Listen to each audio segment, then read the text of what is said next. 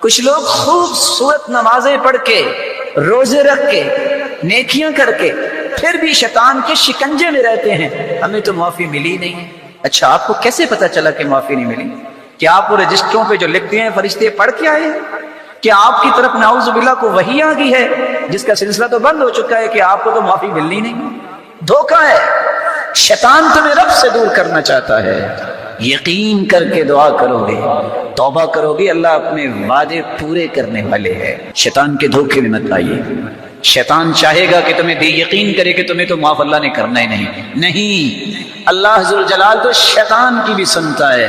شیطان نے کہا تھا ربی انظرنی الی یوم یبعثون، اے میرے رب مجھے قیامت تک مہلت دے دے۔ اللہ نے تو شیطان کو بھی مہلت دے دی۔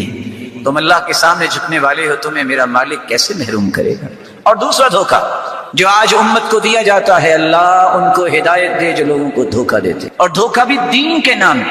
حدیث کے الفاظ ہیں من کمہ اعمى عن الطریق، جو کسی نبینے کو غلط راستہ بتاتا ہے اس پہ اللہ کی لعنت ہے۔ اس نے راستہ دنیا کا برا بتایا، تو جو جنت کا راستہ برا بتائے اس پہ کیا ہوگا؟ کچھ لوگ کہتے ہیں کہ رمضان کا جو آخری جمعہ ہوتا ہے اس میں قضائے عمری کر لیا کریں، جو نمازیں رہ گئیں، جو تم سے رہ گئیں، زیادہ سے زیادہ 100 نفل پڑھ لیں۔ یہ قضائے عمری، ہر نماز کے ساتھ 2 نمازیں اور پڑھ لیں جو پچھلی نمازیں رہ گئی ہیں۔ الا فلیتقوا اللہ، الا فلیتقوا اللہ ولیستحیوا علی انفسہم، اللہ سے ڈر جائیں اور حیا کریں۔ امت کو ایسی بات کا حکم دیتے ہیں جس کا حدیث میں تذکرہ نہیں ہے، جس کا قرآن میں تذکرہ نہیں ہے۔ توبہ کا پھر کیا معنی ہوا؟ اگر قضائے عمری ہی کرنی ہے کہ جو نمازیں رہ گئی ہیں، 6 سال نمازیں نہیں پڑھی، اب ہر نماز کے ساتھ 2 4 نمازیں پچھلی پڑھیں گے، یہ نہ قرآن میں آیا ہے نہ حدیث میں آیا ہے۔ یہ لوگوں پہ تشدد اور لوگوں کو غلط راستہ دینا ہے۔ اللہ کے رسول صلی اللہ علیہ وسلم نے تو فرمایا تھا توبہ تو پچھلے سارے گناہوں کو ختم کر دیتی، اور آپ نے قرآن مجید کی آیت سنی، اکیلے گناہ معاف نہیں ہوتے، اللہ اس کو نیکیوں میں تبدیل فرما دیتے ہیں۔ یقین کر لیجئے اللہ کا قرآن سچا ہے، اللہ کے رسول کی زبان سے نکلی ہوئی بات سچی ہے، باقی سب جھوٹ ہے۔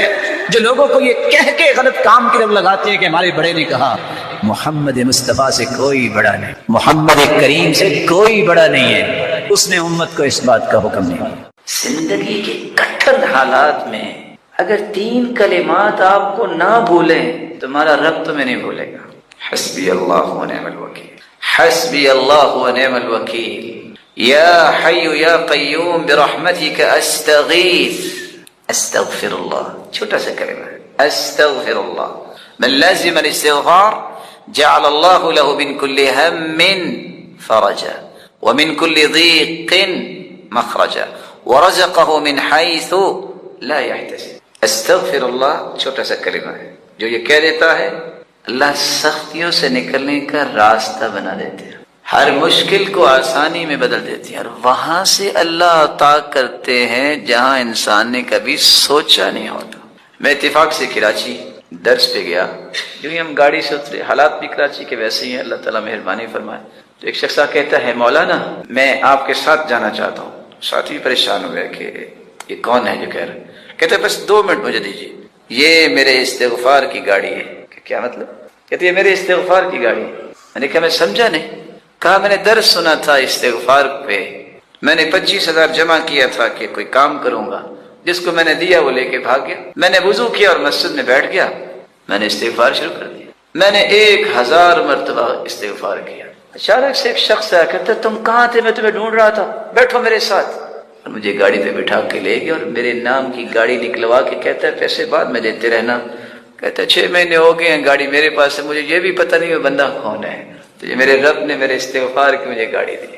میں نے بہت کوشش کی مجھے پتہ ہی چل جائے کہ کون تھا، لیکن کچھ پتہ نہیں۔ وَيَرْزُقْهُ مِنْ حَيْثُ لَا يَحْتَسِبُ، اللہ وہاں سے عطا کرتے ہیں جہاں سے اس نے کبھی سوچا ہی نہیں ہوتا۔ جسے یہ پسند ہو کہ اس کی روزی میں کشادگی کر دی جائے اور اس کی زندگی میں برکت کر دی جائے، تو اس سے کیا مراد ہے؟ حدیث کے الفاظ من سرہ ان یمد لہ فی عمرہ ان یمد لہ فی رزقہ وان یوسع لہ فی رزقہ، جو شخص یہ چاہتا ہے ان ینسع لہ فی عمرہ، کہ اس کی عمر لمبی ہو جائے، ویوسع لہ فی رزقہ، اس کا رزق زیادہ ہو جائے، اس کو چاہیے کہ صلہ رحمی کرے، رشتہ داروں سے اچھا سلوک کرے۔ سوال یہ ہے کہ موت کا وقت تو مقرر ہے، تو اس میں اضافہ کیسے ہوگا؟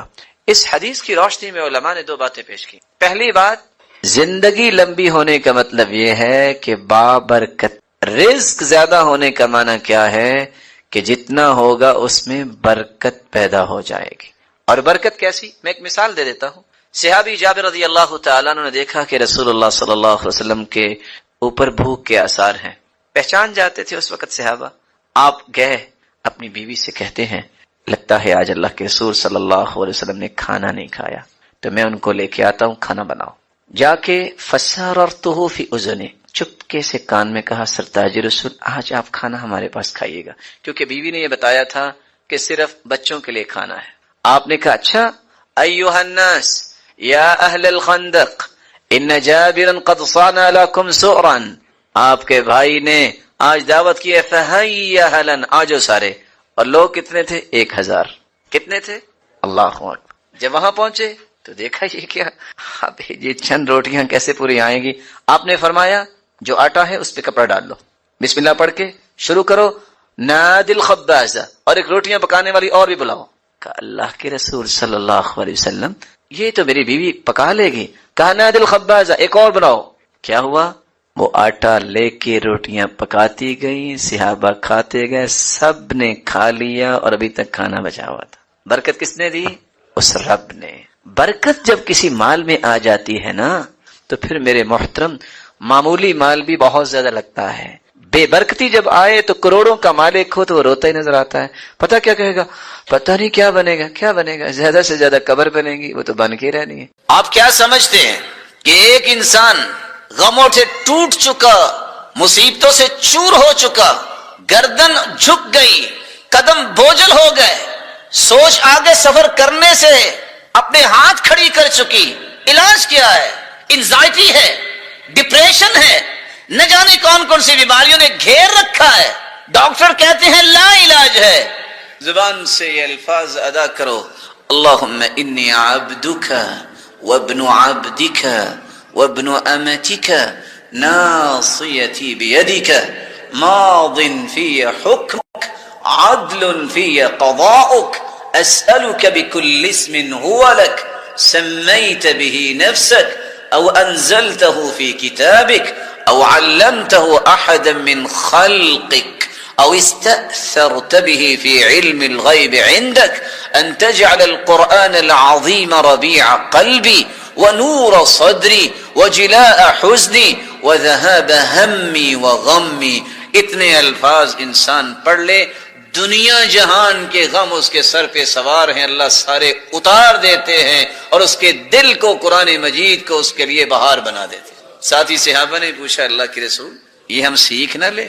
اور ساتھ کیا فرمایا؟ وَأَبْدَلَهُ مَكَانَهُ فَرَجًا، دنیا کی ہر مشکل کی جگہ اللہ آسانی لے آتے ہیں۔ فرمایا جو بھی سنے نا اس کو یاد کرنا چاہیے۔ رسول اللہ صلی اللہ علیہ وسلم نے فرمایا دنیا کا کوئی غم کسی کو آئے، کوئی پریشانی آئے، کوئی کرب میں مبتلا ہو، صرف اتنا کہہ دے لا الہ الا انت سبحانک انی کنت من الظالمین، لم يدع بها رجل قط الا استجاب اللہ لذلك۔ اتنا کہنے والا جس غم اور پریشانی کے لیے کہے گا اللہ اس کی دعا کو رد نہیں فرمائیں گے، وہ غم دور ہو جائے گا۔ اور رسول اللہ صلی اللہ علیہ وسلم نے فرمایا اللہم انت ربی لا الہ الا انت خلقتنی وانا عبدک۔ صحیح بخاری کی روایت آپ نے سنی پڑھی ہوگی، اللہ کے رسول نے فرمایا میں معراج پہ گیا تو میں نے دیکھا ایک شخص بیٹھا ہوا، فرشتے کے ہاتھ میں پتھر ہے، اس کے سر پہ مار کر کچل دیتا ہے۔ لیلۃ القدر کس رات میں آتی ہے؟ آپ صلی اللہ علیہ وآلہ وسلم کے فرامین کو سنیے اور یہ اندازہ کیجئے شریعت چاہتی کیا ہے، اور آپ یہ بھی سن چکے کہ ضروری نہیں ہے کہ ہم جانیں کس رات کو آتی ہے، صرف دلائل کی روشنی میں یہ بتانا مقصود ہے کہ لوگ جو بیراروی کا شکار ہیں ان کو صحیح راستہ مل جائے۔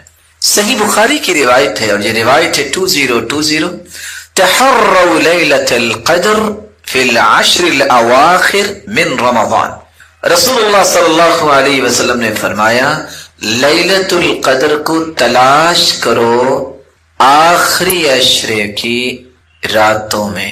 اس کا مطلب یہ نکلا کہ لیلۃ القدر دن میں تو نہیں ہوگی، اور پھر اس کا ایک مطلب تو یہ سمجھ میں آ گیا کہ یہ آخری عشرے میں ہوگی، اور تیسری بات یہ بھی سمجھائی کہ اس کو تلاش کرنا پڑے گا، کیسے؟ اس رات یا ان 10 کی 10 راتوں میں انسان کو عبادت میں دل لگانا پڑے گا۔ دوسری روایت رسول اللہ صلی اللہ علیہ وسلم کا فرمان ہے، اور یہ روایت سنن ابی داؤد کی ہے 1383۔ آپ صلی اللہ علیہ وسلم نے فرمایا التمسوها فی العشر الاواخر، آپ رمضان کے آخری عشرے میں اسے تلاش کرو، اور پھر فرمایا والتمسوها فی التاسعہ، اس کو 9 میں یعنی 29 میں، والسابعہ اور 7 میں، والخامسہ اور 5 میں تلاش کرو۔ راوی کہتے ہیں میں نے سوال کیا ما التاسعہ والسابعہ والخامسہ، یہ تاسعہ، خامسہ اور سابعہ کیا ہے؟ یہ 9 7 5 یہ گنتی کیا ہے؟ تو جواب دیا اذا مضت 21، جب 21 کا عدد گزر جائے، فالتی تلیہ التاسعہ، تو اس کے بعد 9 کا عدد آئے گا۔ کوئی پہچان رہا ہے میں کیا کہہ رہا ہوں؟ 9 اور 7 اور 5، جب ہم 9 بولتے ہیں تو اس سے مراد کیا لیا جاتا ہے؟ 21ویں رات بھی اور 29ویں رات بھی۔ بھلا کیسے؟ 9 دن رہ گئے، اور اگر اوپر سے ہم پیچھے کی طرف آئیں تو 9واں دن۔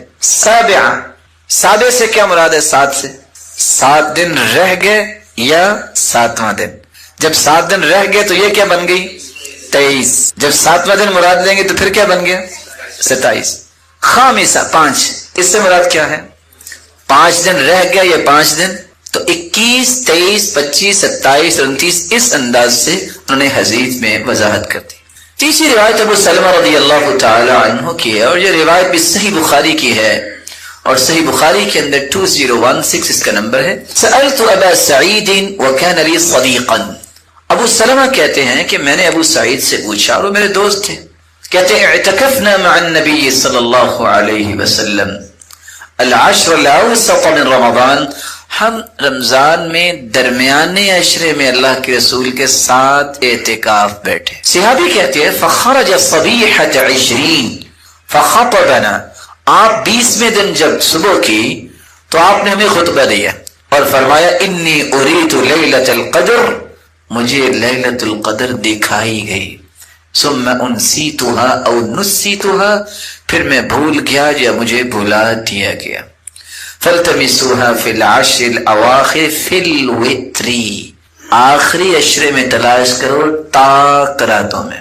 تھوڑا سے قریب ہو رہے ہیں نا، پہلے یہ بتایا کہ لیلۃ القدر رمضان میں آئے گی، پھر آپ نے فرمایا کہ لیلۃ القدر آخری عشرے میں ہوگی، پھر آخری عشرے میں آگے مزید اس کو قریب کیا کہ اب تم تاک راتوں میں سے تلاش کرو۔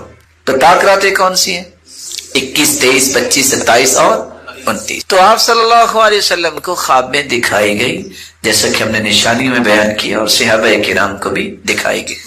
یہاں ایک اور حدیث ہے، آپ صلی اللہ علیہ وآلہ وسلم نے فرمایا، اور یہ مسند احمد کی روایت ہے 11679، اطلبوا لیلۃ القدر فی العشر الاواخر، لیلۃ القدر کو طلب کرو آخری عشرے میں، فی 9 یبقین، جب 9 دن باقی رہ جائیں، و7 یبقین، جب 7 دن باقی رہ جائیں، و5 یبقین، جب 5 دن باقی رہ جائیں، و3 یبقین، اور کتنے دن باقی رہ جائیں؟ 3 دن باقی رہ جائیں۔ ان سارے اقوال کو پیش کرنے کے بعد حقیقت کیا ہے؟ اللہ تعالیٰ کو پتا ہے کہ 21 کو یہ رات آتی ہے یا 23 کو آتی ہے یا 25 کو آتی ہے یا 27 کو آتی ہے یا 29 کو آتی ہے۔ اس کے بارے میں کسی بھی بات کو حتمی بات سمجھنا یہ درست نہیں ہے۔ اور کیوں درست نہیں ہے؟ اگر حتمی بات یہ طے کر دی جائے تو کوئی بھی شخص باقی راتوں کو عبادت کرے تیار نہیں ہوگا، اور یہی شریعت کا اصل مقصود نہیں ہے۔ مقصود یہ ہے کہ لوگ ان راتوں میں عبادتیں کر رہے۔ اس لیے امام بخاری کی صحیح بخاری کی شرح لکھنے والے ابن حجر اسقلانی رحمۃ اللہ علیہ بیان کرتے ہیں، لیلۃ القدر کو تلاش کرنے کے باب میں اس ترجمے میں، اس باب میں اشارہ ہے الی رجحان کون لیلۃ القدر منحصر فی رمضان ثم فی العشر الاخیر منہ ثم فی اوتارہ لا فی لیلۃ منہ بعینہا اس سے صرف یہ سمجھ آتا ہے حدیثوں سے کہ یہ رات رمضان میں ہوگی، رمضان میں آخری عشرے میں ہوگی، اور آخری عشرے میں بھی تاک راتوں میں سے کسی ایک رات میں ہوگی۔ ایک ایسی رات بھی آنے والی ہے، اس رات کی تلاش کرنے کے لیے 3 کام کیجیے، تو لیلۃ القدر کہتے ہیں۔ دنیا میں کتنے لوگ ہیں جن کی عمر 80 سے 90 سال ہوتی ہے؟ بہت کم۔ حدیث میں آتا ہے اعمار امتی ما بین 60 الی 70، ریشو جو ہے میری امت کی وہ 60 سے 70 سال کی ہے۔ اللہ تعالیٰ نے اس مہینے میں ایک رات رکھی ہے جس کو لیلۃ القدر کہتے ہیں۔ رات ایک ہے لیکن اگر اس کی عبادت انسان کر لے تو 83 سال 4 مہینوں کی عبادت سے افضل عبادت کا اجر اسے مل جاتا ہے۔ 83 سال کا معنی تو یہ ہوگا نا کہ آخر اس کی 93 سال عمر ہوگی تو تب بھی 83 سال کرے گا نا۔ اس انعام کو پانے کے لیے آپ کو 3 کام کرنے ہیں۔ تاک راتوں میں اللہ کے رسول نے فرمایا اس رات کو تلاش کرو۔ من حرمہا فقد حرمہا، جو اس رات سے محروم ہو گیا اس سے بڑا دنیا میں محروم ہی کوئی نہیں۔ سلف صالحین اس لیے کیا کرتے، آخری راتوں میں باقاعدہ شام جب ہوتی افطاری کے بعد غسل کر کے تازہ دم ہوتے کہ میں نے آج رات اللہ ذو جلال کے سامنے قیام میں، رکوع میں، سجدے میں، دعا میں، ذکر میں گزارنی ہے۔ اور اس کا یہ معنی نہیں ہے کہ آپ ساری رات کھڑے رہیں، یہ بات بھی سمجھیے۔ سیدہ عائشہ فرماتی ہے میں نے اللہ کے رسول صلی اللہ علیہ وسلم کو دیکھا کہ ساری رات ہی وہ کھڑے رہے۔ آپ نوافل بھی پڑھیں، پھر بیٹھ کے قرآن پڑھ لیں، پھر اللہ کا ذکر کر لیں اور کثرت سے دعائیں کریں۔ اللہم انک عفو تحب العفو فاعف عنا، کہ لیلۃ القدر کی رات میں وہ رات بڑی ہی پرسکون ہوتی ہے، اس میں شور و شغف نہیں ہوتا۔ دوسری نشانی یہ ہے کہ وہ رات عام راتوں کے نسبت ٹھنڈی رات ہوتی ہے، لیکن اس میں کوئی آندھی یا اس طرح کی چیزیں نہیں ہوتی، بڑی پرسکون رات ہوتی ہے۔ تیسری نشانی اس رات میں روشنیاں ہوتی ہیں، لیکن آج کل کے ماحول میں اس کا اندازہ میں اور آپ نہیں کر سکتے۔ جہاں بلب اور اس طرح کی چیزیں ہیں، وہ جگہ جہاں کوئی بھی لائٹ کا بندوبست نہیں، اس کا نظارہ وہاں کیا جا سکتا ہے کہ فرشتوں کے نزول کی وجہ سے اللہ ذو جلال نے زمین پہ کیسی روشنی کی ہے۔ اس کی چوتھی نشانی یہ ہے، نہ یہ رات سخت گرمی میں بھی اتنی گرم نہیں ہوتی اور نہ ہی ٹھنڈی ہوتی ہے، طلقہ، بڑی کھلی فضا، جیسے انسان جاتا ہے تو کس طرح محسوس کرتا ہے، اسی طرح اللہ تعالیٰ نے اس رات کو رکھا ہے۔ اس کی 5ویں نشانی یہ ہے، جیسا کہ بعض صحابہ کو خواب میں دکھا دیا گیا، کچھ نیک لوگوں کو اللہ خواب میں دکھا بھی سکتے ہیں کہ فلاں رات یہ لیلۃ القدر کی رات ہے، اور اچھے خواب یہ مبشرات میں سے ہیں۔ وہی تو ختم ہوگی ہے، اچھے خواب باقی رہ گئے ہیں۔ اور بعض علماء نے لکھا ہے کہ اس رات میں جو قیام کرتا ہے، جو لذت اس رات اسے محسوس ہوتی ہے وہ دوسری راتوں میں محسوس نہیں ہوتی۔ لیلۃ القدر کی نشانیوں میں ایک نشانی یہ بھی ہے کہ جب اگلے دن سورج نکلتا ہے تو اس کی شعاعیں اتنی تیز نہیں ہوتی۔ ہاں سورج کی شعاعیں تو ہوتی ہیں، لیکن جو شعاع کے اندر تپش ہوتی ہے وہ سورج کی شعاعیں اس طرح اس کی نہیں ہوتی، بالکل صافیہ ہوتی ہیں، بالکل صاف ہوتی ہیں۔ لیست کعادتها فی بقیت الایام، عام حالت میں اس طرح نہیں ہوتی۔ اس کی نشانیوں میں ایک نشانی یہ بھی ہے کہ سورج جب دوسرے دن نکلتا ہے، حمراء ضعیفہ، جوبن کے ساتھ سورج نہیں نکلتا، اس کی رنگت سرخ ہوتی ہے اور کمزور وہ جوبن ہوتا ہے۔ اس سے بھی پہچانا جا سکتا ہے کہ یہ رات لیلۃ القدر کی ہے جو اس سے پہلے گزر چکی ہے۔ اللہ ذو جلال اس طرح یہ برکتوں سے لبریز عشرہ ہے، یہ گنتی کے چند ایام ہیں، ان ایام کو اور راتوں کو غنیمت جانو۔ کیسے غنیمت بنا سکتے ہیں ان راتوں کو؟ ان راتوں کا قیام کیجئے، کثرت سے قرآن پڑھیے، کثرت سے دعائیں کیجئے، کثرت سے صدقہ کیجئے، اور قرآن مجید کو غور کے ساتھ پڑھیے۔ بڑی ہی عمدہ بات ہے، عشاء کی نماز کی کتنی رکھتے ہیں؟ 4۔ جب ہم فرض پڑھتے ہیں تو کتنے پڑھتے ہیں؟ عشاء کی نماز کے بعد پھر آپ 4 رکعتیں پڑھ رہے ہیں جس طرح آپ نے فرض پڑھے تھے۔ یہ عمل اللہ تعالیٰ کو اتنا پسند ہے کہ اللہ کے رسول نے فرمائی 4 رکعتوں کا اجر اتنا ہوگا جتنا لیلۃ القدر میں 4 رکعتیں پڑھ۔ ان 10 راتوں میں اس عمل کو بھی اختیار کیا۔ رسول اللہ صلی اللہ علیہ وآلہ وسلم کے صحابہ پھر تابعین پھر سلف صالحین تیاری کیسے کرتے؟ آپ کو پہلا کام یہ کرنا چاہیے کہ ہر روز اپنے آپ کو ایکٹیو کرنے کے لیے رات شروع ہوتے وقت ہی غسل کر لیں۔ جیسا کہ ابن جریر بیان کرتے ہیں كانوا يستحبون ان يغتسلوا كل ليلة، سلف صالحین ہر رات کو غسل کیا کرتے، اور ان میں سے ایسے بھی تھے جو صرف غسل نہ کرتے بلکہ خوشبو لگاتے، اس امید سے کہ اللہ کے نورانی اور مقدس فرشتوں نے آنا ہے تو ہمیں ایسی حالت میں ہونا چاہیے کہ ان کو کوئی تکلیف نہ ہو۔ اس لیے زر بن حبیش وہ خصوصاً اس بات کا اہتمام کیا کرتے۔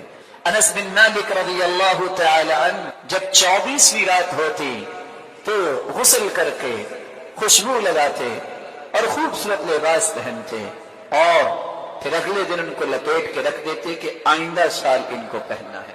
ایوب السختیانی رحمہ اللہ 23ویں اور 24ویں اور 25ویں رات کو 2 نئے لباس پہنتے اور کہتے یہ مدینے والوں کی رات ہے، اکثر لیلۃ القدر مدینے میں 23ویں رات کو آتی ہے۔ حماد بن سلمہ بیان کرتے ہیں ثابت البنانی جو سیدنا انس رضی اللہ تعالی عنہ کے شاگرد ہیں، وہ سب سے اچھا لباس اس رات کی تلاش میں پہنتے اور مسجد کو خوشبو لگاتے، اور اس بات کی امید میں اللہ کے سامنے کبھی دعا میں لگ جاتے، کبھی نوافل شروع کر دیتے، کبھی ذکر میں لگ جاتے کہ آج کی رات وہ رات ہے جو میری پوری زندگی کو پر رونق بنا سکتی ہے۔ غسل کرنے کے بعد دوسرا طریقہ، اس رات کثرت سے قرآن مجید کی تلاوت کی جائے جیسا کہ سلف صالحین ایسا ہی کیا کرتے، اور تیسرا کام، اس رات کو کثرت سے دعا کی جائے۔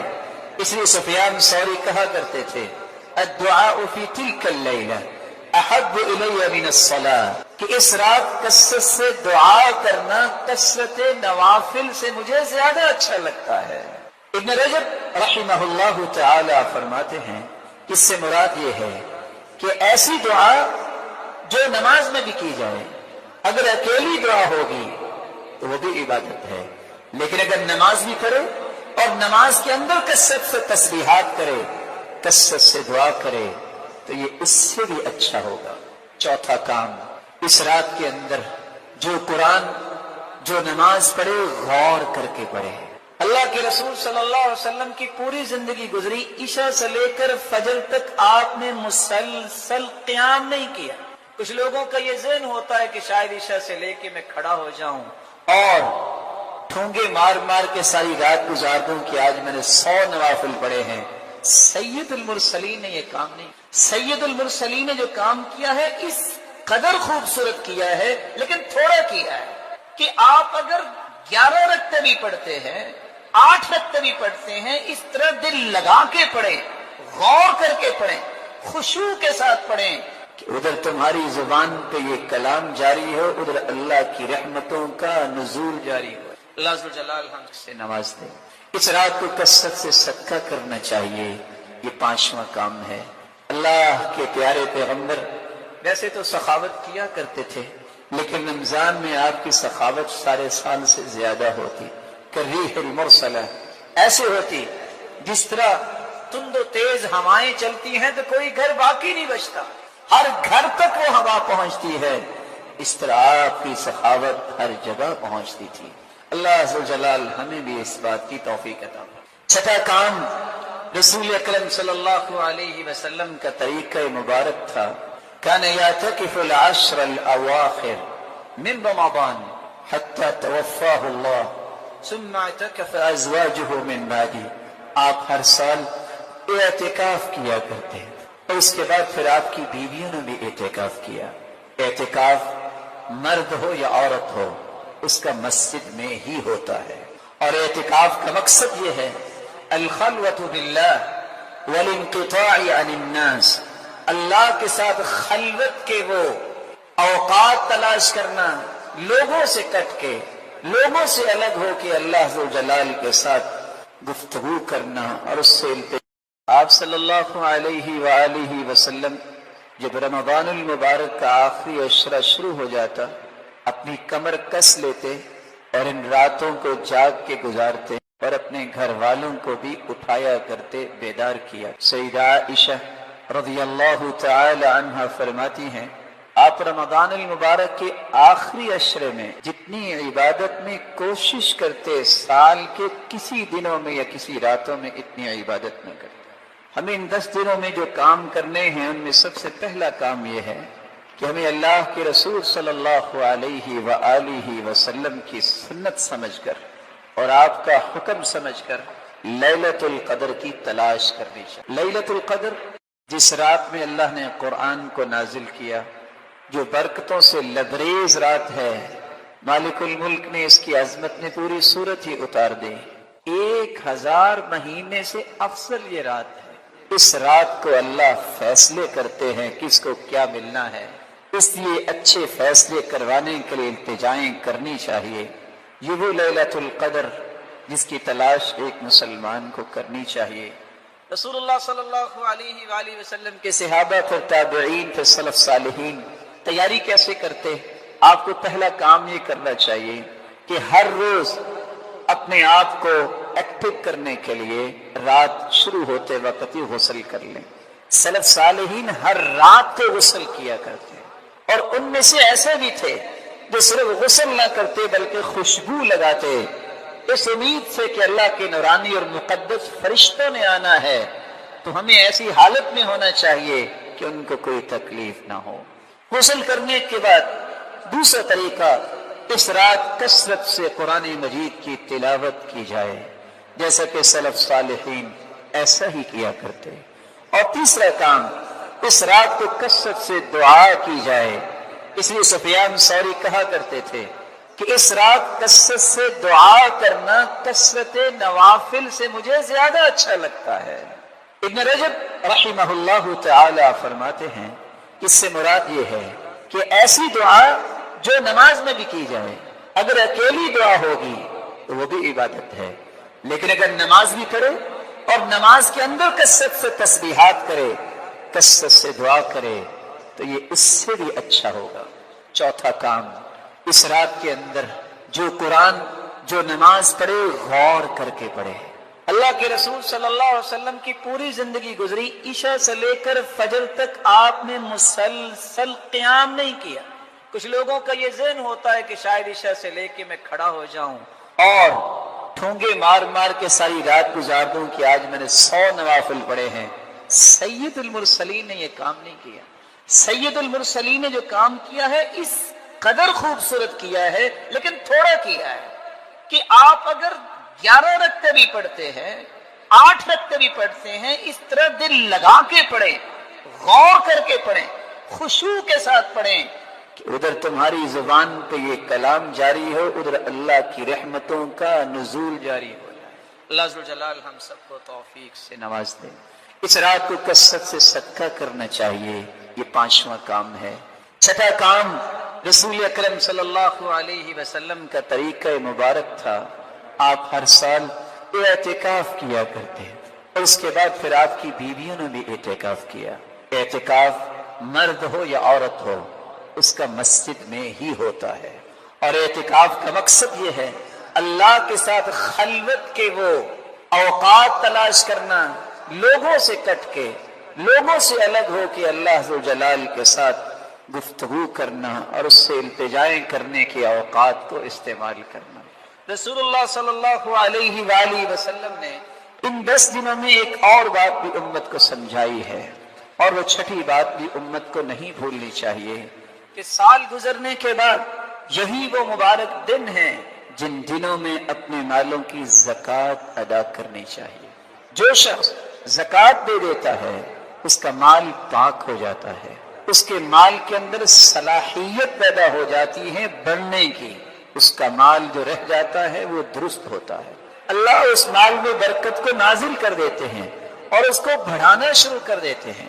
جو شخص زکوٰۃ دیتا ہے وہی مومن ہے، جو زکوٰۃ نہیں دیتا وہ مومن نہیں ہوتا، بلکہ کہا سچا مومن وہ ہے جو زکوٰۃ دیتا ہے۔ رسول اللہ صلی اللہ علیہ وآلہ وسلم پر قرآن نازل ہوتا ہے، جو شخص زکوٰۃ ادا کرتا ہے اسے کبھی بھی اپنے مال کے بارے میں خوف اور غم نہیں آئے گا، اس کے مال کی حفاظت اللہ کرتے ہیں۔ اس میں برکت اللہ عز و جلال داخل کرتے ہیں۔ رسول اللہ صلی اللہ علیہ وسلم نے تو فرمایا جو شخص زکوٰۃ دیتا ہے اس نے اپنے مالی سارے معاملات جو ہے اللہ کے سپرد کر دیے، اپنی ساری ذمہ داری ادا کر دی مالی اعتبار سے۔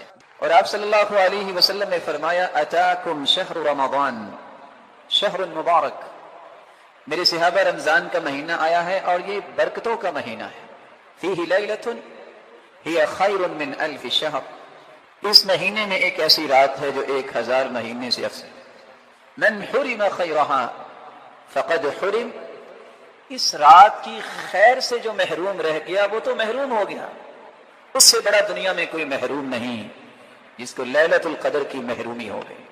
اور آپ صلی اللہ علیہ وآلہ وسلم نے ایک دوسری روایت میں فرمایا فقد حرم الخیر کلہ، دنیا کی ہر خیر سے وہ بندہ محروم ہو گیا جو اس رات کی خیر سے محروم کر دیا گیا۔ ولا یحرم خیرہا الا محروم، اور اس رات کی خیر سے محروم رہتا ہی وہ ہے، یہ اللہ تعالیٰ اسے ہی کرتے ہیں جس کی قسمت میں ہی محرومیاں لکھی ہیں۔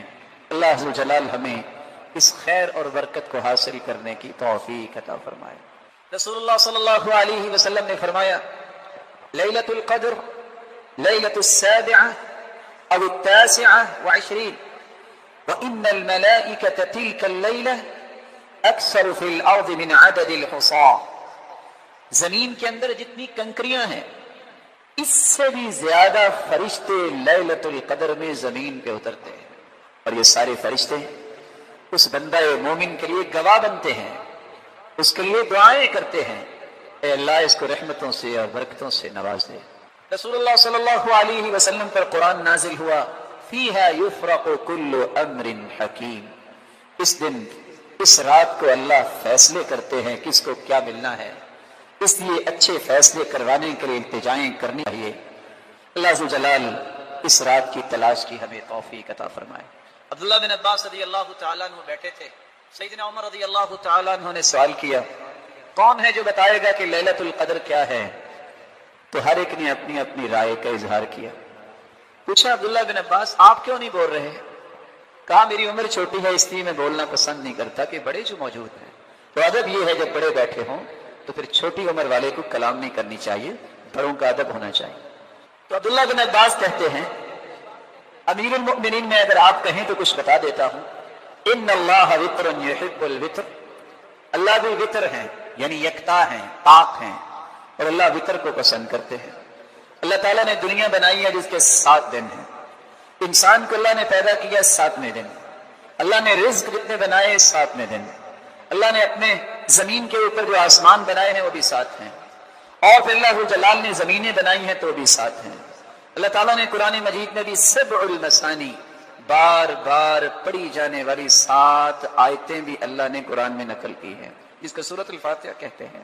اللہ جلال نے اپنی کتاب میں 7 رشتوں کا تذکرہ کیا ہے جن سے نکاح کرنا جائز نہیں، اور 7 ہی ایسے رشتوں کا تذکرہ کیا ہے جن کی وراثت اللہ نے قرآن میں بیان کی ہے، اور 7 ہی اعضاء پہ انسان سجدہ کرتا ہے، 2 ہاتھ ہیں، 2 پاؤں ہیں، 2 گھٹنے ہیں، اور ایک انسان کی پیشانی جس کے ساتھ اس کی ناک بھی لگتی ہے، اور 7 ہی بیت اللہ کے طواف چکر لگاتے ہیں طواف کرتے وقت، اور 7 ہی صفا مروہ کے درمیان دوڑ کے ہم چکر لگاتے ہیں، اور جب کنکریاں مارتے ہیں تو تب بھی 7 ہی کنکریاں مارتے ہیں۔ اور اللہ عز و جلال نے اپنے پیغمبر کو لیلۃ القدر بھی دکھائی تو آخری 10 راتوں میں سے 7 راتوں میں۔ تو عمر رضی اللہ تعالیٰ عنہ نے تعجب کیا، کہا یہ وہ بات ہے بچے تیرے سوا کسی نے بیان نہیں کی، التبسوها فی العشر الاواخر۔ پھر عمر رضی اللہ تعالیٰ عنہ نے فرمایا اس لیے اس لیلۃ القدر کو آخری راتوں میں تلاش کیا کرو۔ رسول اللہ صلی اللہ علیہ وآلہ وسلم کے صحابہ پھر تابعین پھر سلف صالحین تیاری کیسے کرتے؟ آپ کو پہلا کام یہ کرنا چاہیے کہ ہر روز اپنے آپ کو ایکٹیو کرنے کے لیے رات شروع ہوتے وقت ہی غسل کر لیں، جیسا کہ ابن جریر بیان کرتے ہیں كانوا يستحبون ان يغتسلوا كل ليلة، سلف صالحین ہر رات کو غسل کیا کرتے ہیں، اور ان میں سے ایسے بھی تھے جو صرف غسل نہ کرتے بلکہ خوشبو لگاتے، اس امید سے کہ اللہ کے نورانی اور مقدس فرشتوں نے آنا ہے تو ہمیں ایسی حالت میں ہونا چاہیے کہ ان کو کوئی تکلیف نہ ہو۔ حماد بن سلمہ بیان کرتے ہیں، ثابت البنانی جو سیدنا انس رضی اللہ تعالی عنہ کے شاگرد ہیں، وہ سب سے اچھا لباس اس رات کی تلاش میں پہنتے ہیں اور مسجد کو خوشبو لگاتے ہیں، اور اس بات کی امید میں اللہ کے سامنے کبھی دعا میں لگ جاتے ہیں، کبھی نوافل شروع کر دیتے ہیں، کبھی ذکر میں لگ جاتے ہیں کہ آج کی رات وہ رات ہے جو میری پوری زندگی کو پر رونق بنا سکتی ہے۔ غسل کرنے کے بعد دوسرا طریقہ، اس رات کثرت سے قرآن مجید کی تلاوت کی جائے، جیسا کہ سلف صالحین ایسا ہی کیا کرتے۔ اور تیسرا کام، اس رات کو کثرت سے دعا کی جائے، اس لیے سفیان ثوری کہا کرتے تھے الدعاء فی تلک اللیلہ احب الی من الصلاۃ، کہ اس رات کثرت سے دعا کرنا کثرت نوافل سے مجھے زیادہ اچھا۔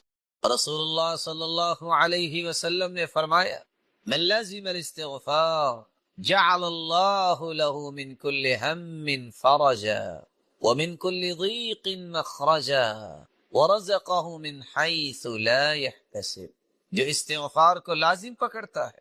اور دوسری روایت کے لفظ من اکثر الاستغفار، جو کثرت سے استغفار کرتا ہے اس کی بخشش تو ہوگی قیامت کے دن۔ اللہ انعامات سے تو نوازیں گے، لیکن دنیا میں بھی اللہ رب العزت اس کے غم کو خوشی میں تبدیل فرما دیتے اور اس کی تنگی کو آسانی بنا دیتے ہیں، اور اللہ رب العزت وہاں سے اس کو رزق عطا کرتے ہیں دنیا میں جہاں سے اس کا گمان بھی نہیں ہو۔ اور قرآن مجید میں اللہ رب العزت اس لیے فرماتے ہیں، نوح علیہ السلام کی حکایت کرتے، فَقُلْتُ اسْتَغْفِرُوا رَبَّكُمْ إِنَّهُ كَانَ غَفَّارًا يُرْسِلِ السَّمَاءَ عَلَيْكُمْ مِدْرَارًا وَيُمْدِدْكُمْ بِأَمْوَالٍ وَبَنِينَ وَيَجْعَلْ لَكُمْ جَنَّاتٍ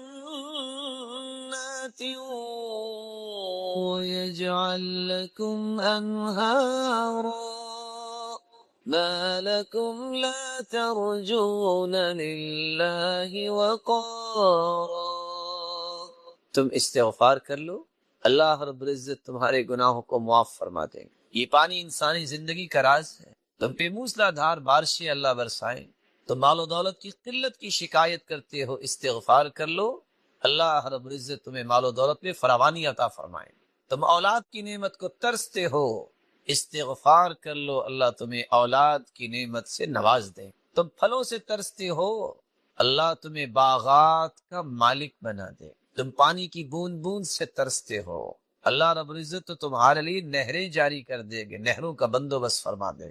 اور تمہیں کیا ہو گیا ہے پھر بھی تم اللہ رب العزت کے وقار کو نہیں سمجھتے۔ اور دوسری جگہ اللہ رب العزت فرماتے ہیں وَأَنِ اسْتَغْفِرُوا رَبَّكُمْ ثُمَّ تُوبُوا إِلَيْهِ يُمَتِّعْكُمْ مَتَاعًا حَسَنًا إِلَى أَجَلٍ مسمى۔ استغفار تم کر لو، جب تک زندہ رہو گے اللہ تمہیں سکون اور وقار کی زندگی نصیب فرما دے۔ اور تیسری جگہ اللہ رب العزت فرماتے ہیں وَيَا قَوْمِ اسْتَغْفِرُوا رَبَّكُمْ ثُمَّ تُوبُوا إِلَيْهِ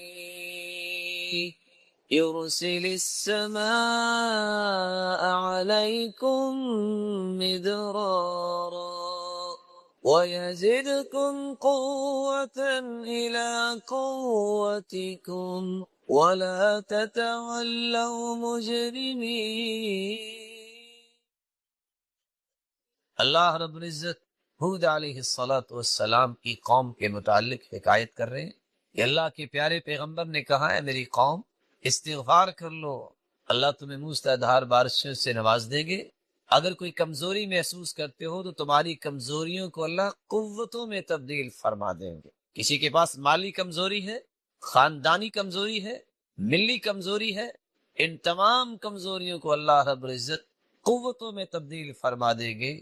جب انسان استغفار کرتا ہے تو یہ اس کو انعام ملتا ہے۔ ذاق طعم الإيمان من رضي بالله ربا وبالإسلام دينا وبمحمد نبيا، جو زبان سے یہ کلمات کہہ دے، رضیت باللہ ربا وبالاسلام دینا وبمحمد نبیا، یہ کلمات اتنے پیارے ہیں، اتنے پیارے ہیں کہ آپ 5 حدیثیں سنیے کہ جو یہ کلمات کہتا ہے پہلا انعام اسے یہ ملتا ہے، غفر له ذنوبه، اللہ ذوالجلال اس کے گناہوں کو معاف کروا دے۔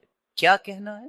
رضیت باللہ ربا وبالاسلام دینا وبمحمد نبیا صلی اللہ علیہ وسلم۔ دوسرا انعام، جو شخص یہ کلمات کہہ دیتا ہے، اگر دنیا کے اندر کسی ظالم بادشاہ یا کسی ظالم کے ظلم سے وہ خوف کھا رہا ہے تو چوتھا کلمہ بھی ساتھ ملا لے، رضیت باللہ ربا وبالاسلام دینا وبمحمد نبیا وبالقرآن حکما، میں قرآن کو اپنا حاکم مانتا ہوں، میں اپنے رب کو اپنا رب مانتا ہوں، اس پہ راضی ہوں، اللہ کو اپنا رب مان کے، اسلام کو دستور مان کے راضی ہوں، اور اللہ کے پیارے پیغمبر کو آخری پیغمبر مان کے راضی ہوں۔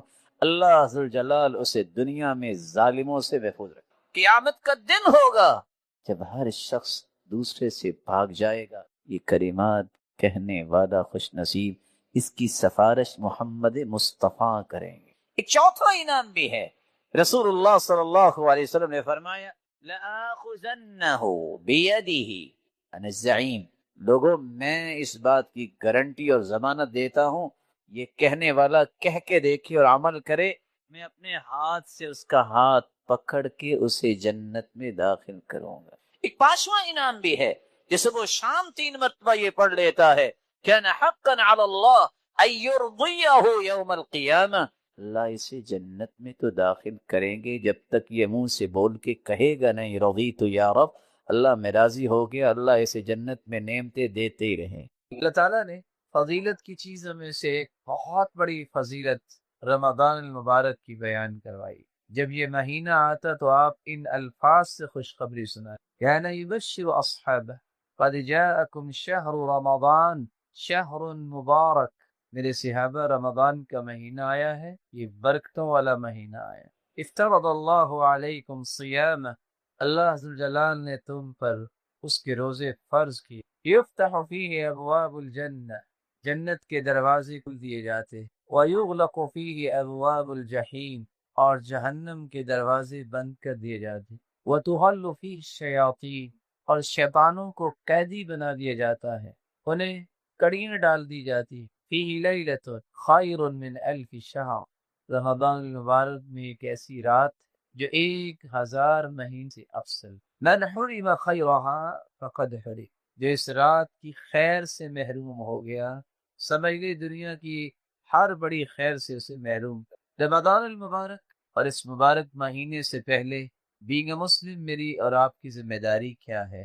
عامر بن قیس بیان کرتے ہیں کہ ہمیں سکھلایا یہ گیا، كان اذا دخل شعبان اغلق تجارته وتفرغ لقراءة القرآن الكریم، شعبان کے اندر ہی اپنے معاملات کو سمیٹنا شروع کر دیتے جو تجارتی معاملات تھے، اور قرآن مجید کی تلاوت کا آغاز کر دیتے، اور وہ کہا کرتے تھے طوبى لمن اصلح نفسه قبل رمضان، اصل خوش نصیب تو وہ ہے جو رمضان سے پہلے ہی اپنی اصلاح کر لے۔ اس مبارک مہینے میں داخل ہونے سے پہلے 3 ذمہ داریاں ایک مسلمان کو ادا کرنی چاہیے۔ سب سے پہلی ذمہ داری، اسے اللہ ذوالجلال سے سچی توبہ کرنی چاہیے تاکہ وہ گناہوں کے بوجھ جو اس کے سر اور کندھوں پہ ہے یہ اتر جائے، اور رمضان المبارک کا مہینہ آسانی اور سکون کے ساتھ اللہ کی رحمت کے سائے تلے اس کا۔ دوسرا کام جو رمضان سے پہلے ایک انسان کی ذمہ داری ہے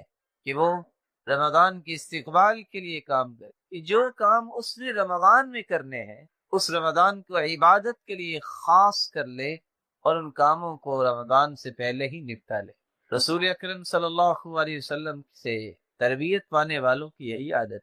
اور تیسرا کام جس پہ عموماً ہم فوکس نہیں کرتے اور پہلے 1 سے 2 سے 4 سے 5 روزے بڑی پریشانی میں گزارتے ہیں کہ یہ کیا ہو گیا، اب تو کچھ بھی نہیں کھا سکتے، اس لیے آپ صلی اللہ علیہ وسلم پہلی شعبان سے 15 شعبان تک روزے رکھتے تاکہ رمضان کی تیاری ہو جائے۔ آپ سارے نہیں رکھ سکتے تو سوموار اور جمعرات کا روزہ رکھ لیں، 13، 14 اور 15 کا روزہ رکھ لیں۔ رسول اللہ صلی اللہ علیہ وسلم سوموار اور جمعرات کا روزہ رکھے، بلکہ آپ نے فرمایا جو 13 اور 14 اور 15 ایام 20 کے روزے رکھتا ہے 3 دن، یذہبن وحر الصدر، اللہ نے اس میں طاقت اتنی رکھی ہے کہ اس کے دل سے حسد، بغض، عناد، دشمنی اور کینہ ہر قسم کا اللہ قرید کے نکال دیتے ہیں، دل کو صاف کر دیتے ہیں۔ یہ تیاری کی سلف صالحین کا یہ رویہ رہا ہے۔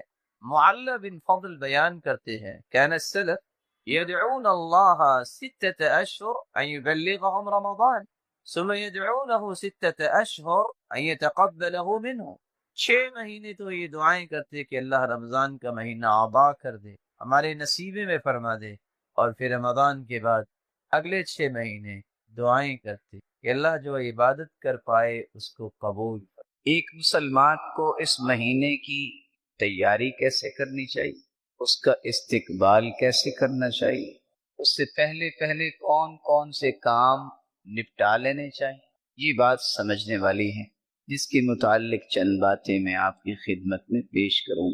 معلّہ بن فضل فرماتے ہیں كان السلف يدعون الله 6 أشهر أن يبلغهم رمضان، سلف صالحین کی عادت یہ تھی وہ 6 ماہ تک اللہ سے دعائیں کرتے، یا اللہ رمضان المبارک کی نعمتوں سے محروم نہ کرنا، رمضان المبارک کا مہینہ عطا کر دے۔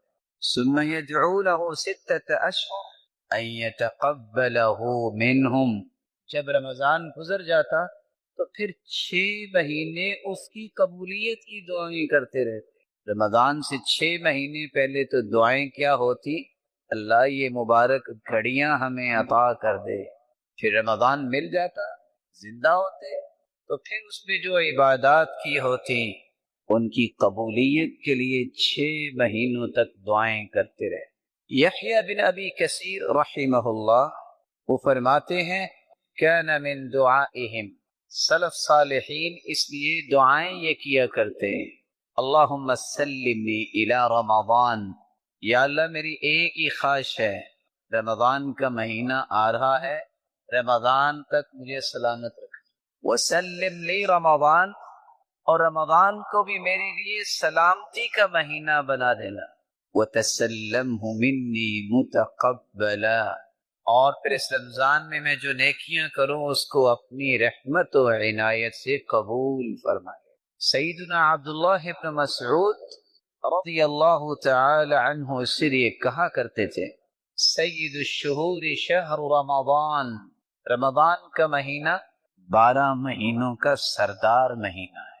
جس طرح دنیا میں کوئی سردار آئے تو اس کا استقبال کیا جاتا ہے، تیاری کی جاتی، کس طرح اپنے لباس سے لے کے ماحول سے لے کے ہر کام کو مرتب کیا جاتا ہے کہ سردار آ رہا ہے، تو 12 مہینوں کا جو سردار ہے رمضان، اس کے آنے سے پہلے بھی انسان کو تیاری کرنی چاہیے۔ اس لیے عمرو بن قیس ان کا معمول یہ تھا رضی اللہ تعالی عنہ، اذا دخل شعبان، جب شعبان شروع ہو جاتا، اغلق تجارتہ، وہ اپنی تجارت کو بند کر دیتے، اور ساتھ کیا کہتے، وتفرغ لقراءة القرآن، قرآن مجید کے لیے اپنے آپ کو فارغ کر لیتے شعبان میں، اور کہا کرتے طوبى لمن اصلح نفسه قبل رمضان، اصل میں خوش نصیب وہ ہے جو رمضان آنے سے پہلے اپنی اصلاح کر لے۔ اس سردار کا استقبال اسی طرح ہی کیا جائے، اپنی اصلاح کی جائے۔ کبھی بھی دنیا میں کوئی بادشاہ آئے تو سب سے پہلے ظاہری ٹیپ ٹاپ کو انسان درست کرتا ہے، تو بندہ مومن کو رمضان المبارک کے مہینے سے پہلے اپنے معاملات کو ظاہری طور پہ ترتیب دے لینا چاہیے۔ اس لیے امام مالک رحمت اللہ علیہ ان کی تو عادت یہ تھی اذا دخل رمضان یفر من قراءة الحدیث ومجالسة اہل العلم، رمضان سے پہلے حدیث کے چونکہ امام، بادشاہ بھی ان کی مجلسوں میں آیا کرتے، لیکن وہ کہا کرتے تھے یہ رمضان تک ہی ہے، جو ہی رمضان شروع ہو جاتا تو ان کا عمل یہ تھا، وہ حدیث بھی نہیں پڑھاتے تھے، کہتے تھے یہ مہینہ ہے قرآن۔ اب علماء کی مجلس بھی نہیں، قرآن پڑھو۔ تو رمضان المبارک سے پہلے اپنے تمام امور کو نپٹانا یہ پہلی ذمہ داری ہے، کہ وہ کام جس کو کرنے سے رمضان میں وقت ضائع ہوگا، جس میں قرآن پڑھا جا سکتا ہے، ذکر کیا جا سکتا ہے، نوافل پڑھے جا سکتے ہیں، اور اللہ ذوالجلال کے پیغمبر کے بتائے ہوئے طریقوں کو اختیار کیا جا سکتا ہے، اپنی ذاتی ضروریات کو ہی شعبان کے اندر مکمل کر لیا جائے۔ میرے معزز اور مکرم بھائیوں اور بزرگوں اور بہنوں، کتنی خوش نصیبی ہے کہ آج ہم ایمان کی حالت میں ہیں اور رمضان قریب ہے۔ اللہ اس رمضان کی رحمتوں کو سمیٹنے کی توفیق عطا فرمائے۔ کیف نستقبل رمضان، میں رمضان المبارک کا استقبال کیسے کروں، مجھے اس بات کی فکر ہونی چاہیے۔ سلف صالحین کا طریقہ کیا تھا، سب سے پہلے اپنی نیتوں کو خالص کر لیجئے، تاکہ اس مہینے کی برکات کو دامن میں جمع کرنا چاہتے ہو، اخلاص کے بغیر ممکن نہیں۔ حذیفہ نے کہا تھا یا موسیٰ ثلاث خصال ان کن فیک، اگر تین باتیں تجھے نصیب ہو جائیں، لم ينزل من السماء خیر الا كان لك فيه نصیب، آسمان سے جتنی بھی خیر و برکت نازل ہوگی تجھے ضرور حصہ ملے گا، لیکن کب؟ جب تین کام تم کر لو گے۔ سب سے پہلا کام یکون عملک للہ، اللہ کی رضا کے لیے کام کیا کرو، روزہ اور تراویح اللہ کے لیے، دکھانے کے لیے نہیں، شہرت اور واہ واہ کے لیے نہیں، اس رب کی رضا کے لیے جس نے جنت کی نام رکھا ہے۔ دوسرا کام وَتُحِبُّونَ نَفْسَكَ، جو آپ میری پسند کرتے ہو، مسلمان بھائی کا پسند کیا کرو، آسمان سے جو بھی برکت اترے گی تجھے حصہ ضرور ملے گا۔ وَهَذِهِ الْكِسْرَةُ تَرْفَعُهَا مَا قَدَرْ، تیری جیب میں جو کچھ ہے تم بھی اللہ کے ہو، اور یہ جیب میں جو کچھ ہے یہ بھی اللہ کا دیا ہوا ہے، جو اللہ نے عطا کیا ہے، اس میں سے لوگوں کو محروم نہ کرنا۔ پانی کا ایک ٹکڑا ہی کیوں نہ ہو، نہ جانے ایک شخص نے صبح سے ہی ٹکڑا بھی نہ کھایا ہو، صدقہ کیا کرو۔ اخلاص، صدقہ جو آپ نہیں پسند کرتے ہو اپنے بھائیوں کی پسند کیے کرو۔ تم چاہتے ہو تمہیں عزت ملے، مسلمانوں کو عزت دیے کرو۔ تم چاہتے ہو تمہارا احترام ہو، تم بڑوں کو احترام دیے کرو۔ تم چاہتے ہو مجھ میں کوئی شفقت کرے، چھوٹوں پہ شفقت کیا کرو۔ تم چاہتے ہو میرے ساتھ خیر و بھلائی کی معاملے ہو، تم خیر و بھلائی لوگوں کے ساتھ کیا کرو۔ آسمان سے جتنی برکت اترے گی اللہ تجھے اس میں حصے دار بنا دے گے۔ ایک دوسرا کام جو تمہیں کرنا ہے، رسول اللہ صلی اللہ علیہ وآلہ وسلم کے صحابہ کس قدر خوبصورت زندگی گزارتے تھے۔ عبداللہ بن مسعود رضی اللہ تعالی عنہ جب ہم سے سوال کیا گیا کیف کنتم تستقبلون رمضان، آپ رمضان کا استقبال کیسے کرتے تھے؟ قال ما كان احدنا يجرأ على استقبال الهلال وفي قلبه ذرة حقد على اخيه المسلم، ہم میں سے کوئی ایسا شخص نہیں تھا جو رمضان کا چاند نظر آنے سے پہلے اس کے دل میں ذرہ برابر بھی کسی مسلمان کے بارے میں کینہ ہو، بغض ہو، حسد ہو۔ اپنے دل کو صاف کر لیجئے، دل صاف نہ ہوا تو یہ رمضان کی برکتیں نصیب نہیں ہوں گی۔ فضل ابن عیاض فرماتے ہیں لم يدرك من عندنا من أدرك بكثرة صيام ولا صلاة، ہم سے پہلے جو لوگ تھے ان کو اللہ نے لگتے اس یہ نہیں دی کہ وہ زیادہ روزہ یا تعجب اختیار کرتے، یہ بھی کیا کرتے، لیکن اثر راز یہ تھا لسلوبة صدورهم، ان کے سینے بڑی پاکیزہ تھے، کوئی حسد، کوئی بغض، کوئی عناد، کوئی عصبیت، کوئی تعصب، کوئی ان کے دل میں ہوتی تھی۔ نتیجتاً اللہ ذوالجلال نے انہیں برکتوں سے نواز دیا۔ رسول اللہ صلی اللہ علیہ وآلہ وسلم نے ایک تیسری بات بھی سمجھائی کہ یہ مہینہ عبادت کا مہینہ ہے، ان میں ایک ایسی رات ہے جسے لیلۃ القدر کہتے ہیں، اس کی تلاش کیجئے۔ آج کس کی عمر ہے؟ 83 سال 4 ماہ۔ کس کی عمر ہوگی؟ ایک رات جو گنتی کے 5 سے 6 گھنٹے ہے، جو عبادت میں گزارتا ہے، اللہ جلال اتنے سالوں سے جو عبادت میں مشغول ہو، نہ اس کو اجر ملے گا، اللہ اس سے زیادہ اس انسان کو اجر دیتی ہے جو لیلۃ القدر کی تلاش کرتا ہے۔ اور چوتھی بات، یہ دعاؤں کا موسم آ رہا ہے، صبح دعائیں، ظہر عصر کو دعائیں، شام کا دعائیں، مت سمجھیے کہ افطاری کے وقت کی دعا قبول ہوتی ہے، بلکہ حدیث کی الفاظ ہے ثلاث دعوات یستجاب لها، لا شک بھی ہے 3 ایسے خوش نصیب ہیں جو دعائیں کرتے ہیں، اللہ ان کی دعاؤں کو رد نہیں کرتے۔ دعوت الصائم، روزے دار کی دعا، تم سحری جو کرتے ہو، اذان شروع ہو جاتی ہے، روزہ شروع ہو گیا، اس وقت سے لے کر جب تک افطار نہیں کر لیتے، جو بھی دعا کرو گے تمہارا رب تمہیں محروم نہیں کرے گا۔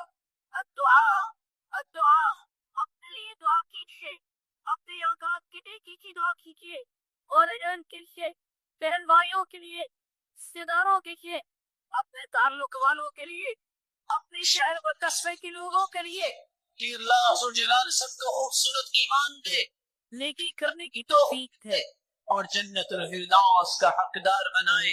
رسول اللہ صلی اللہ علیہ وسلم نے ایک 5ویں کام کی بھی تلقین بھی کی، کر کے بھی دکھایا۔ صدقہ کرنا، جس کی ابھی آپ بات سن رہے تھے، کثرت سے صدقہ کرنا، اس کی پلاننگ کر لیجئے۔ سرمال جمع کرتے اس لیے سے کہ رمضان میں خرچ کریں گے، اور اللہ کے رسول صلی اللہ علیہ وسلم کا طریقہ تھا کریم و صلاح، اتنی سخاوت کرتے اس طرح تیز آئے اور گھر تک پہنچتی ہے۔ اللہ ذوالجلال کی پیغمبر کی سخاوت بھی ہر گھر تک پہنچتی تھی۔ کوشش کیجیے رمضان سے پہلے گھروں کی تلاش کیجیے جن کے پاس سحری افطاری کا سامان بھی نہیں، پہنچائیے۔ یہ سب یہاں رہ جائے گا، وہی کم آئے گا جو تم اللہ کی رضا کے لیے خرچ کرو گے۔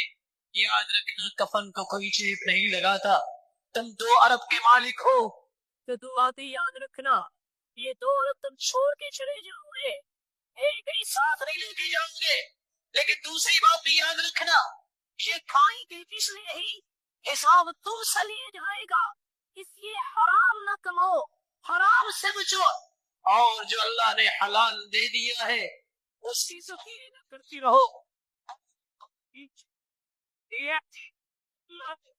جو تمہاری جیب پہ ہے اور اللہ کی رضا کے لیے تم خرچ کرو، اللہ ان خزانوں کے منہ تمہاری طرف کھول دیں گے جو غیب کے خزانے ہیں۔